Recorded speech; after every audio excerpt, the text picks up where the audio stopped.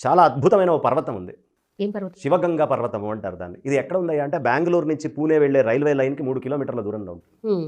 ఆ కొండ చాలా విశేషమైనటువంటి కొండ. ఆ కొండ ఎలా ఉంటుందయ్యా అంటే మీరు తూర్పు నుంచి చూస్తే నందీశ్వరుడు ఉన్నట్టు ఉంటుంది. ఓహ్! పశ్చిమం నుంచి చూస్తే వినాయకుడు కూర్చున్నట్టు ఉంటుంది. ఉత్తరం నుంచి చూస్తే నాగపాములాగా ఉంటుంది. దక్షిణం వైపు నుంచి చూస్తే శివలింగంలాగా ఆకారంలో ఉంటుంది. 4 దిక్కులు 4 4 దిక్కులా రకాలుగా. 4 రకాలుగా కనిపిస్తుంది. ఇప్పటికి మనం వెళ్లి చూడొచ్చు ఆ కొండ మీద. అంతటి అద్భుతంగా ఉంటుంది. అద్భుతం. ఆ కొండ మీద ఇట్లా మెట్లు ఎక్కుతూ అక్కడ గంగా పార్వతీ సమేత పరమేశ్వరుడు ఉంటాడు. హ్మ్. గంగా అనంగానే మీకు గంగాధరుడు అనగానే అర్థమైపోతుంది. ఆ కొండకు ఒక ప్రత్యేకత ఉంది. ఆ క్షేత్రానికి దగ్గర ఒక బావి ఉంటుంది. ఆ బావి ప్రత్యేకత ఏమిటయ్యా అంటే ఎంత వానలు పడితే అంత లోపలికి వెళ్ళిపోతాయి నీళ్లు. ఎంత ఎండలు ఉండి వాన అనేది లేకపోతే అంత పైకి వచ్చేస్తాయి. ఇట్లా ముంచుకొని ఎండాకాలంలో నీళ్లు తాగొచ్చు. ఇది ఒక విచిత్రం. ఇది చాలా విచిత్రం. అసలు ఆ కొండే విచిత్రం. నీళ్లు ఎక్కువ వర్షాలు వస్తే నిండుతాయి కదండి. నిండుతాయి కానీ ఇక్కడ ఇంకిపోతుంటాయి. ఎంత వర్షం పడితే అంత ఇంకుతాయి నీళ్లు. వేసవిలో పైకి వస్తాయి. ఎంత తక్కువ నీళ్లు పడితే భూమి మీద అంత ఎక్కువగా పైకి లేచి వస్తుంది. కాబట్టి ఇప్పటికీ ఆ కొండను చూడొచ్చు మనం. అందులో అక్కడ ఒక తొట్టి ఉంటుంది. తొట్టి లాంటి బావి. దీని ప్రత్యేకత ఏమిటయ్యా అంటే మిగతా రోజుల్లో ఎప్పుడూ చుక్క నీళ్లు ఉండవు. ఏ రోజు మన పంచాంగంలో ఇవాళ మకర సంక్రమణం అవుతుంది, మకరంలోకి సూర్యుడు ప్రవేశిస్తాడు అని చెప్తాము, ఆ తొట్లో 40 అంశుల నీళ్లు వస్తాయమ్మా ఒక్క మకర సంక్రాంతి రోజే.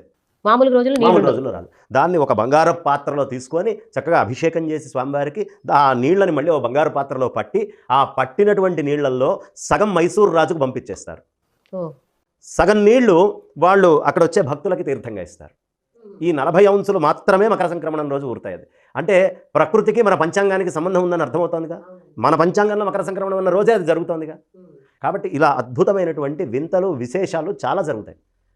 అక్కడ ఈ మకర సంక్రమణం రోజు ఎవరు పార్వతీ పరమేశ్వర్లకి ఆరాధన చేసుకొని ఆ తీర్థం తీసుకుంటారో వాళ్ళకి ఎలాంటి బాధలు కష్టాలు ఉండేటటువంటి అవకాశం లేదు. అనారోగ్యాల నుంచి దూరం ఉంటారు.